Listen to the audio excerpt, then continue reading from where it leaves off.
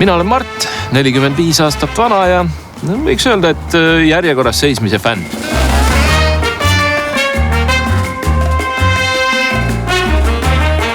Järjekorras on põnev.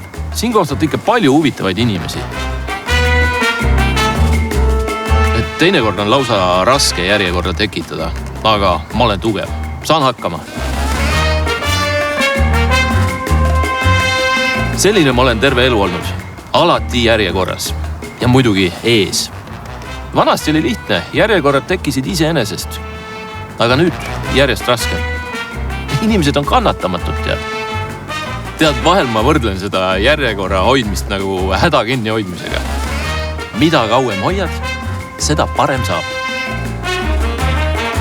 Kui sina järjekordade fänn pole, siis telli toidukaup koju freshgo.ee-st.